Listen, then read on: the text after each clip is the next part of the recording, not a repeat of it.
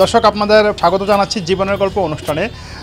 আজকে এই মুহূর্তে আমি জনাব আয়ুব খানের সামনে দাঁড়িয়ে আছে। আমার বাম পাশে যাকে দেখতে পাচ্ছেন তিনি জনাব আয়ুব খান। আর দীর্ঘ ৪২ বছর যাবৎ উনি বাঁশ বেতের এবং কুটির শিল্পের ব্যবসা করছেন।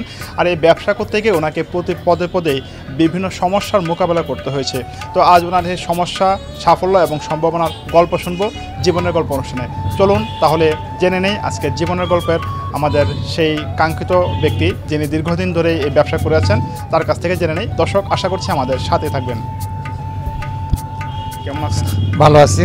আচ্ছা, আপনি এই ব্যবসা কতদিন যাবত করছেন? আজ ৪২ বছর যাবত এই ব্যবসা আমি করতে আসছি। ব্যবসা করতেছি বিধে আমার জীবনে অনেক কিছু উত্থাপতন আছে। আমার ছাত্র জীবনে 1982-তে মেট্রিক দেওয়ার পরে মাথার মধ্যে পোকা উঠেছে, বিদেশ যেতেছিলাম। বিদেশ থেকে হয়তো যেতে পারি নাই, হয়তো করাচি পর্যন্ত বের করে চলে আসলাম। তারপর করাচি থেকে কেন বের হয়ে চলে আসলাম? করাচি আমার লেবানন যাওয়ার ইচ্ছে ছিল, কিন্তু দালালে করাচি থেকে পাস করতে পারে নাই, রিটার্ন বাংলাদেশে চলে আসলাম। তখন নিরুপায় হয়ে কী করবো চিন্তা ভাবনা করলাম। তখন আমার এক ভাগিনা চট্টগ্রামে এই ব্যবসায় জড়িত ছিল। তখন ওনার সুবাদে আমি আজকে ৪২ বছর এই ব্যবসায় জড়িত আছি এবং এখন পর্যন্ত করতেছি। এবং এই ব্যবসার উপরে অনেক ঘাত প্রতিঘাত এবং উত্তাল পতন হয়েছে, যার উপরে নির্ভর করে আমার 2 ছেলে 1 মেয়ে। এটার উপরে আমি সততার সাথে, 2 ছেলে অনার্স কমপ্লিট করছে, মেয়ে অনার্সও পড়তেছে। এখন এই ব্যবসা করে আসছি। তো বর্তমান যুগে এখন যে আমাদের দেশে কুটির শিল্প চলতেছে, কিন্তু কাঁচামালের সংকটের জন্য ব্যবসার এটি অনেক সময় কিছু কিছু মাইর খেয়ে যায়, আবার অনেক সময় চালু হয়। কিন্তু বর্তমান যুগে চাহিদা অনুযায়ী আগের তুলনায় এখন কারিগর মিলে না, তাদের চাহিদা অনুযায়ী বেতনও পাচ্ছে না, আর কাঁচামালের সংকটে আমার যেটা হিমশিম খাচ্ছে।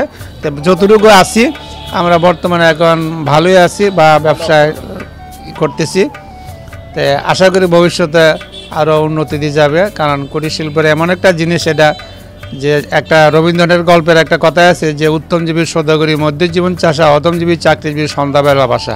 তো ব্যবসার সাথে কোনো কিছু তুলনা হয় না, আর ব্যবসায় সবচেয়ে সাফল্য আনে যদি ধরে রাখতে হয়। ব্যবসার অনেক কিন্তু মাইরও আছে, লাভও আছে, কিন্তু ধৈর্য হারা হলে ব্যবসা করা যায় না। কিন্তু ধৈর্যের সাথে ব্যবসা করতে হয় এবং সততার সাথে ব্যবসা করতে হয়। যেখানে 10 টাকা লাভ করে সেখানে 2 টাকা লাভ করে আমি যেখানে বেশি সেল করব সেখানে আমার প্রফিট। অনেক বিক্রেতারা আছে যে 10 টাকার মাল 15 টাকা বিক্রি করতে চায়, কিন্তু সেই নীতি আমার নয়। আমি 10 টাকার মাল হয়তো 11 টাকা 12 টাকা বিক্রি করবো, যেখানে আমার সেল বেশি হবে, কাস্টমার আসবে এবং এতে করে আমার সাফল্য হয়ে আসবে।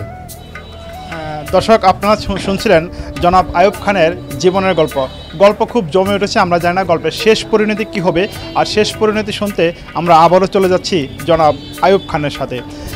জনাব আয়ুব খান, আপনি পড়ালেখা করেছেন কতটুকু? মেট্রিক পর্যন্ত আমি 1982 সালে এসএসসি পাস করেছি। তো এই এসএসসি পাস করার পর পড়ালেখা কি আর করেছিলেন? না, করেছি না। রেজাল্টের সাথে সাথে আমি বিদেশ যাইতেছিলাম। তখন কেন আপনার এই বিদেশ যাওয়ার ইচ্ছাটা কেন হলো? মানুষ তো এসএসসি পাস করার পর আবার উচ্চ মাধ্যমিক পড়ার একটা আগ্রহ সবারই থাকে, আপনার মধ্যে সেই আগ্রহটা কেন ছিল না?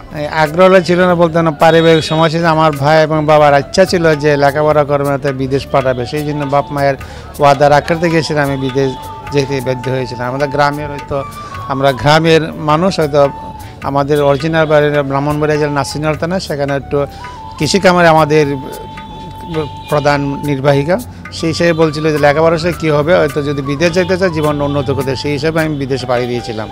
আচ্ছা, আপনার কি মনে হয় যে আপনি যদি এই ব্যবসায় না আসে আরও পড়াশোনা করতেন তাহলে আপনার লাইফটা আরও অনেক সুন্দর থাকতো?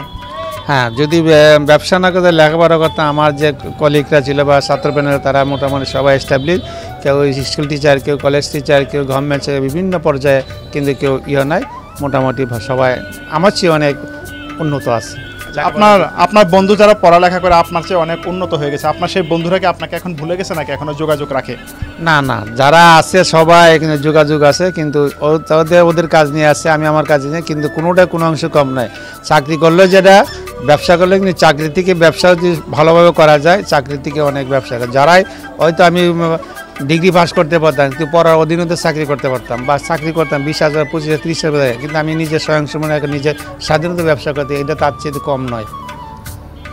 আচ্ছা, এই যে আপনার দীর্ঘ 42 বছরের যে এই কুটির শিল্পের ব্যবসা, এই ব্যবসা করতে গিয়ে তো অনেক ঘাত প্রতিঘাত আপনাকে সহ্য করতে হয়েছে অসংখ্য। তো এর মধ্যে কি এমন কোনো সমস্যা আপনাকে ভাবায় যেটা ভাবলে আপনার চোখে পানি চলে আসে, এরকম কোনো ঘটনা?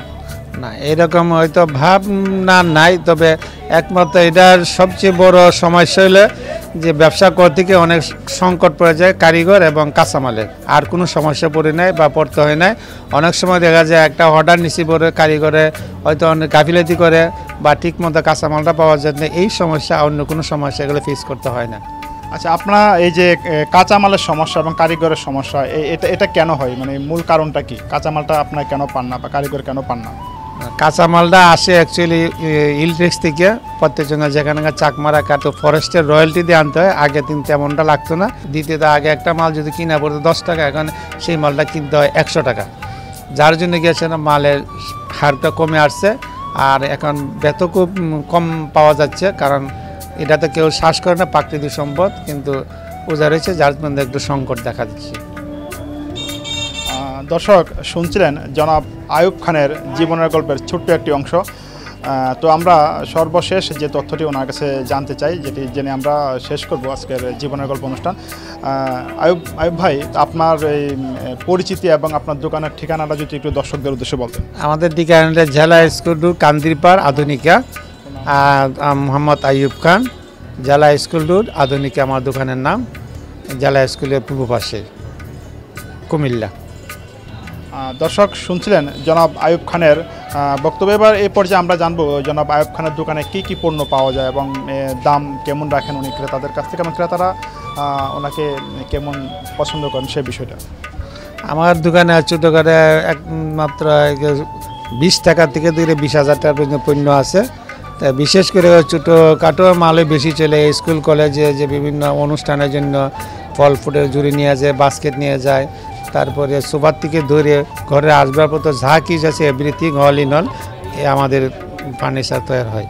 বেতের সব কিছু তৈরি, ঘরের পার্টিশন থেকে সোফা সেট থেকে ড্রেসিং টেবিল, আলনা, কাঠ যা আছে ঘরের, একটা ঘরে বইতে কাঠের বিকল্প বেতের সব কিছু তৈরি হয়, এবং ছোটোর থেকে ধরে বড় সব কিছু আমাদের এই দোকানে পাওয়া যায় এবং আছে। শুনছিলেন জনাব আইয়ুব খান তার জীবনের গল্প সংক্ষিপ্ত আকারে আমাদের কাছে তুলে ধরেছেন। আগামীতে আমরা ঠিক এরকমই কোনো ব্যক্তির জীবনের গল্প আপনাদেরকে শোনাবো। আশা করছি আপনারা আমাদের সাথে থাকবেন। কুমিল্লা 24 টেলিভিশন দেখতে থাকুন, লাইক, কমেন্টস এবং শেয়ার করে কুমিল্লা 24 টেলিভিশনের সাথে থাকুন। আর এতক্ষণ সঙ্গে থাকার জন্য সবাইকে অসংখ্য ধন্যবাদ।